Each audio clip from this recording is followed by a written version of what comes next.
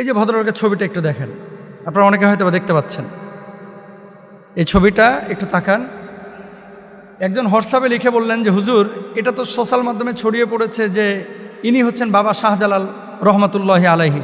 এই যে দেখেন, মহিলার মতো মুখ, পেছনটা হচ্ছে ঘোড়ার মতো, দুই পাশে পাখা লাগাইয়া দিছে, আর কোনায় দেখেন লেখা হাদা বুরাকুন নবী সাল্লাল্লাহু আলাইহি সাল্লাম। এটা নাকি নবীজির বুরাক। ঠোঁটে আবার লিপস্টিকও লাগানো, ঘোড়ার ঠোঁটে আবার লিপস্টিকও লাগানো, মানে মহিলার মুখ। অনেকে এআইকে দাজ্জালের সাথে তুলনা করেন আপনারা, যে এটা দাজ্জালীয় ফিতনা। এটা ভুল কথা। কিসের দাজ্জালীয় ফিতনা? এআই আগামী এই যে পৃথিবীর যে বৈশ্বিক অবস্থা, এটা পুরো নিয়ন্ত্রণে নিয়ে নেবে সিংহভাগ। মানুষ, কোটি কোটি মানুষ চাকরি হারিয়ে ফেলবে। যেমন গাড়ির ড্রাইভার থাকবে না, এবং এখন যে তেল ডিজেলে যে গাড়িগুলো চলতেছে, এই গাড়িগুলো কিন্তু ইলেকট্রিক হয়ে যাবে। আগামী 10 বছরের মধ্যে দেখবেন যে এগুলোর অবস্থা হবে আগেকার ওই সাইকেলের মতো। মানে দুই দিকই যে কাজটা হবে, একটা হচ্ছে পজিটিভ আর একটা নেগেটিভ। পজিটিভ দিকগুলো নিয়েও আমরা সচরাচর কথা বলি না, নেগেটিভ দিকগুলো নিয়েও কিন্তু আমরা সচরাচর কথা বলি না। কিন্তু দেখেন, ওই যে একটা মানে বাক্য আপনারা নিয়মিত শুনেন যে প্রয়োজনের কারণে অনেক বিষয় কিন্তু অনেক সময় এটা আলোচিত হয় এবং এটা জায়েজ হয়, এটা না জায়েজ হয়, শরীয়তের সাথে যখন সাংঘর্ষিক না হয়। এআই আগামী এই যে পৃথিবীর যে বৈশ্বিক অবস্থা, এটা পুরো নিয়ন্ত্রণে নিয়ে নেবে সিংহভাগ। মানুষ, কোটি কোটি মানুষ চাকরি হারিয়ে ফেলবে। যেমন গাড়ির ড্রাইভার থাকবে না, এবং এখন যে তেল ডিজেলে যে গাড়িগুলো চলতেছে, এই গাড়িগুলো কিন্তু ইলেকট্রিক হয়ে যাবে। আগামী 10 বছরের মধ্যে দেখবেন যে এগুলোর অবস্থা হবে আগেকার ওই সাইকেলের মতো, নোকিয়া বাটন ফোনের মতো এদের অবস্থা হবে। মানে এই যে তেলের গাড়ি, গ্যাসের গাড়ি, এই গাড়িগুলো থেকে মানুষ মুখ ফিরিয়ে নেবে, মানুষ ইলেকট্রিক গাড়ির দিকে চলে যাবে। গাড়িতে ড্রাইভার থাকবে না, তার মানে ড্রাইভাররা কর্মহীন হবে। মানুষ এখন মাসালার জন্য চ্যাটজিপিটি, আপনারা জান অনেকে যে মাসালায় কি বলতেছে। চ্যাটজিপিটি দেখেছেন যে ওখানে একেবারে হাদিসের ইবারত সহ, কোরআনের আয়াত সহ কিন্তু নিয়ে আসছে। মানুষ 1 মিনিটে, ন্যানো সেকেন্ডে একটা ইবারত বলতে পারে না, কিন্তু এআই নিয়ে চলে আসতেছে। আপনি যদি দলিল চান যে বুখারী থেকে আমরা 40টা হাদিস দাও, সে কিন্তু দিয়ে দিতে পারতেছে। তো এটা পজিটিভ অনেকগুলো দিক আছে, তদ্রূপভাবে নেগেটিভ দিকও আছে। নেগেটিভ দিকগুলো কী কী হবে? বৈশ্বিকভাবে চাকরির বাজারটা একেবারে ধ্বংস হয়ে যাবে, বুঝছেন? লক্ষ লক্ষ মানুষ বেকার হয়ে যাবে। তাহলে সেই সময় ওই চাকরি যখন আপনার থাকবে না, আপনার রুটি রুজির কী হবে? আল্লাহ তো আপনাকে চালাবে, কিন্তু আপনার প্রস্তুতি কতটুকু, এটা কি আপনি একবার ভেবেছেন? আপনি কিন্তু ভাবেন নাই। নতুন ধরনের চাকরি তৈরি হবে, এআই ট্রেনার, তারপরে ইথিক্স স্পেশালিস্ট, তারপরে human AI coordinator, call centre পুরো নিয়ন্ত্রণ করবে। এই যে এখন যে ফোন কোম্পানিগুলোতে আপনারা কল সেন্টারে ফোন দেন না, এগুলো কিন্তু এআই নিয়ন্ত্রণ করে। ইউরোপে কিন্তু এখন হচ্ছে এগুলা, এটা হয়ে যাবে। তারপরে দেখেন, রোগ নির্ণয়ে অপারেশন করবে ডাক্তার না, অপারেশন করবে রোবট, অপারেশন করবে এআই, অপারেশন করবে বিভিন্ন এই যে ডিভাইস লাগানো আপনার প্রযুক্তি, এরা অপারেশন করে ফেলবে। তারপরে ব্যক্তিগত জিন বিশ্লেষণ করে আপনার কাস্টম ট্রিটমেন্ট, এটাও কিন্তু করবে। রোবোটিক সার্জারি, এটা ব্যাপকভাবে সারা পৃথিবীতে ছড়িয়ে পড়বে। সে সময় ফতোয়াটা আমাদের কাছে এরকম আসবে, যদি আল্লাহ জীবিত রাখেন, যে হুজুর রোবট দিয়ে পেট সিজার করা জায়েজ নাকি না জায়েজ, এরকম কিন্তু আসবে। তারপরে দেখেন শিক্ষা ব্যবস্থার পরিবর্তনই। আমরা তো এখন শারীরিকভাবে টিচারের কাছে পড়াশোনা করি, তখন এআই টিউটর চলে আসবে। মানে আপনি যখন একটা সাবজেক্ট বুঝতে চাইবেন, এই যে কোচিং সেন্টার, এগুলো সব বন্ধ হয়ে যাবে। আপনি একটা সাবজেক্ট যখন বুঝতে চাইবেন, এআই আপনাকে বুঝিয়ে দেবে, এই টুলসগুলো আপনাকে বোঝাবে।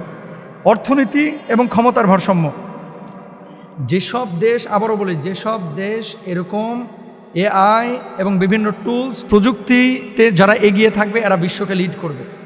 আপনারা দেখেছেন চায়না কেন এগিয়ে যাচ্ছে, কিভাবে এগিয়ে যাচ্ছে? ওই যে ইংল্যান্ডে একটা অ্যাপস আছে টিমো, ভাই বিশ্বাস করেন, বাথরুমের ব্লেড থেকে নিয়ে একেবারে আপনার মরার কাফন পর্যন্ত, কফিন বক্স পর্যন্ত সব পাওয়া যায়। তো এরা কেন আগাচ্ছে? এরা প্রযুক্তির কারণে আগাচ্ছে। এখন মুসলিম হিসেবে আপনার আমার করণীয় কি? আমরা কোরআন পড়ি, আমরা হাদিস পড়ি, কিন্তু বৈশ্বিক লিডিং পয়েন্টে যেতে হলে, বিশ্ব যে গতিতে চলতেছে, প্রযুক্তি, এটা আল্লাহ তাআলার পক্ষ থেকে আমাদের জন্য রহমত। ছুরি, আপনি এটা দিয়ে গরুও কাটছেন, এটা দিয়ে মুরগিও কাটছেন, এটা দিয়ে ফল কাটছেন, আবার এটা দিয়ে আপনি মানুষকে মারছেন। মানুষকে যখন আঘাত করছেন ছুরি দিয়ে হারাম, যখন এটা দিয়ে ফল কাটছেন জায়েজ। এআই, এই যে সফটওয়্যার টুলস, এই ধরনের প্রযুক্তিগুলো ভালো কাজে যখন ব্যবহার করবেন, আপনার জন্য এটা বৈধ, আর যখন খারাপ কাজে ব্যবহার করবেন, এটা আপনার জন্য অবৈধ। গার্মেন্টস, শ্রমিকরা, লক্ষ লক্ষ শ্রমিক, এগুলো বেকার হয়ে যাবে পরবর্তীতে। কারণ কি? মানুষ কাজ করে 8 ঘন্টা 12 ঘন্টা, এর বেশি মানুষ কাজ করতে পারে না, অক্ষম। এআইকে দিয়ে, রোবট দিয়ে আপনি কাজ করাইতে পারবেন একেবারে আনলিমিটেড, 24 ঘন্টা সে কাজ করবে। তো মানুষ তো তখন সেদিকে ঝুঁকবে। আপনি যখন এই যে মানে গাড়ির বিজনেস করবেন, ড্রাইভার রাখলে 8 ঘন্টা সে ড্রাইভ করতে পারে, এরপরে আর পারে না।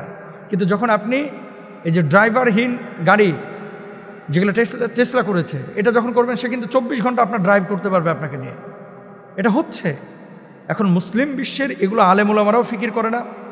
এটা যারা আমাদের বিশ্ববিদ্যালয়গুলোতে পড়ে, বুয়েটে রুয়েটে চুয়েটে, তারা গবেষণা করে, থিসিসের বা গবেষণার তাদের জন্য সেই মানে পর্যাপ্ত বাজেটও থাকে না।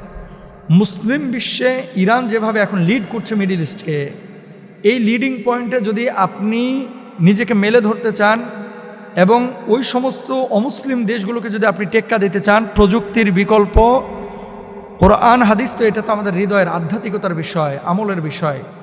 দেখেন, বাতিল যখন বিমান নিয়ে আপনাকে আঘাত করতে আসবে, বিমানের মোকাবেলায় বিমান আপনার রেডি করতে হবে।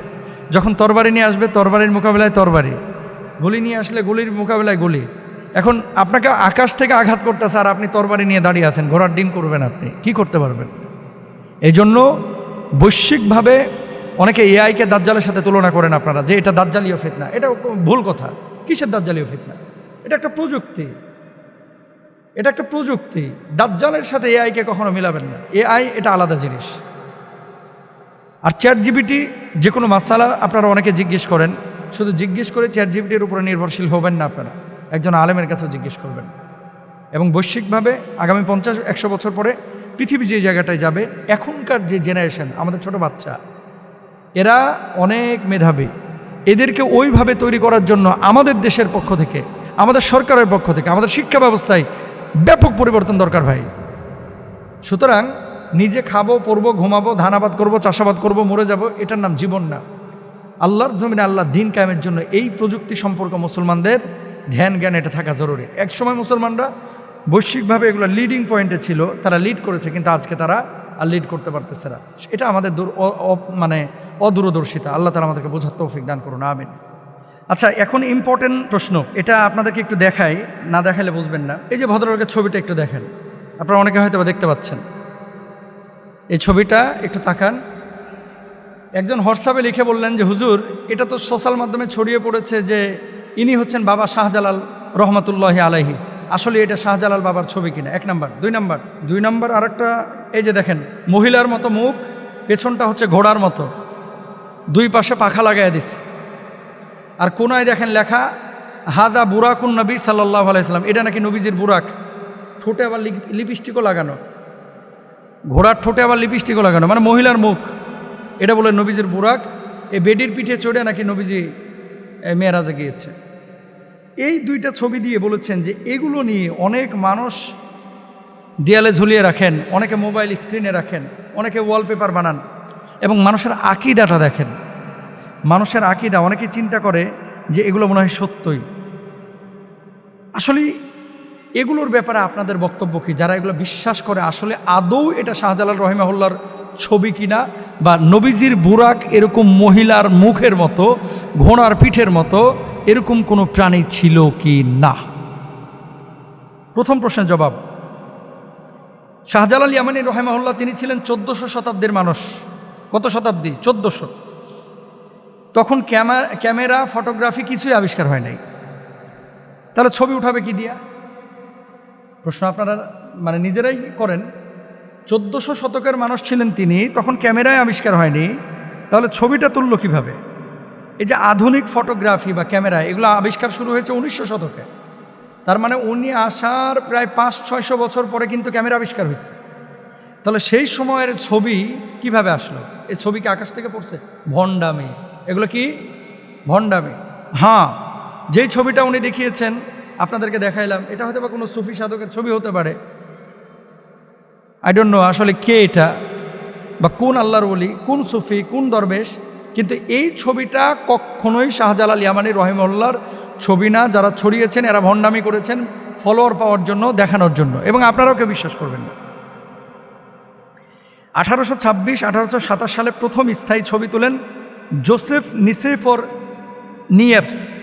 এই যে আপনারা যে ক্যামেরা ব্যবহার করছেন, এখানে এতগুলো ক্যামেরা দেখছেন, এই ক্যামেরার সূচনা কিন্তু সেখান থেকে শুরু। আগে তো আপনারা ফিল্ম দিয়ে ছবি তুলতেন, এখন ক্যামেরা দিয়ে ওয়াজ রেকর্ড করছেন, ক্যামেরা দিয়ে সিনেমা বানাচ্ছেন, নাটক বানাচ্ছেন। ভালো কাজে ব্যবহার করলে সওয়াব পাবেন, খারাপ কাজে ব্যবহার করলে আপনি গুনাহ পাবেন। তাহলে কত সাল দেখেন, 1826-1827 সালে প্রথম স্থায়ী ছবি তোলা হয়। পরে লুই দাগের 1839 সালে ড্যাগেরিওটাইপ পদ্ধতি জনপ্রিয় করেন। ক্যামেরা আবিষ্কারের প্রায় 500 বছর আগে শাহজালাল রহিমাহুল্লাহ জীবিত ছিলেন। তো যিনি ক্যামেরা আবিষ্কারের 500 বছর আগেই জীবিত ছিলেন, এরপরে মারা গেলেন, ওনার ছবি করতে গেল। এবার বুঝেন কি পরিমাণ ভণ্ডামিটা হচ্ছে। বাংলাদেশে দেখবেন কখনো কখনো অনেক মেসেজ দেওয়া হয়, কই এই মেসেজটি ফরওয়ার্ড না করলে আপনার 70টি বিপদ হবে, এই মেসেজটি ফরওয়ার্ড করলে আপনার 70টি সৌভাগ্যের ঘটনা ঘটবে, আপনার রিজিকে বরকত হবে, আপনার ছেলে মেয়ের মধ্যে বরকত হবে, এই মেসেজটি একবার ফরওয়ার্ড করেন। আর আগে ছিল কি, কই মদিনা শরীফে অমুক ব্যক্তি তিনি ঘুমের মধ্যে স্বপ্নে দেখেছেন নবীজি তার কাছে এসে সাল্লাল্লাহু আলাইহি ওয়াসাল্লাম বলেছেন যে এই বার্তাগুলো তুমি পৌঁছায় দাও, 70 জন মানুষের কাছে না পৌঁছাইলে তোমার আজকে রাত্রে একটা দুর্ঘটনা ঘটে যাবে। এসব ভণ্ডামি দেখছেন না আগে? এই ভণ্ডামিগুলো এখন, ভণ্ডামির আবেগটা ওই জায়গাতেই আছে, কিন্তু খালি চেঞ্জ হয়েছে। আগে ছিল কাগজে, এখন আসছে ক্যামেরা আর ফেসবুকে। বিশ্বাস করবেন না। এবার আসেন নবীজি সাল্লাল্লাহু আলাইহি ওয়াসাল্লামের বুরাক। এটা ছিল এমন একটা, ওই যে গাধা বা খচ্চর টাইপের বা দুম্বার মতো দেখতে, যেহেতু আমি দেখিনি, কোনো মুফাসসির মুহাদ্দিস তারাও তো দেখেন না, এটা তো শুধু আল্লাহ রাসূল সাল্লাল্লাহু আলাইহি ওয়াসাল্লাম দেখেছেন। তো এই বাহনের উপরে তিনি ভ্রমণ করে আল্লাহর সাথে সাক্ষাৎ করেছেন। এখন আমি যেই ছবিটা দেখাইলাম, আপনারা যেটা আগে অনেকে কিন্তু দেয়ালে টাঙিয়ে রাখতো, হাজা বুরাকুন নবী সাল্লাল্লাহু আলাইহি ওয়াসাল্লাম, এটা নবী সাল্লাল্লাহু আলাইহি ওয়াসাল্লামের বুরাক। মুখটা মহিলার মতো, 2টা পাখা আছে, 4টা পা আছে, ল্যাঞ্জাও আছে, বডিটা হচ্ছে ঘোড়ার মতো, আবার মুখের মধ্যে ঠোঁটে লিপস্টিকও লাগাইছে। এই ভণ্ডামিগুলো করেছে আমাদের বাংলাদেশের কিছু সুফি নামের বদমাশ, এবং তারা বিভিন্ন প্রেসে গিয়ে এগুলো ছবি বানাইয়া আমাদের গ্রামগঞ্জের সাধারণ মানুষদের কাছে হাটে ঘাটে মাঠে 10 টাকা 15 টাকা করে তখন বিক্রি করতো। তখন থেকে এই ছবিগুলো ছড়িয়ে পড়েছে। এগুলো বিশ্বাস করবেন না, এগুলো ভণ্ডামি। আল্লাহ তাআলা বুঝদান করুন।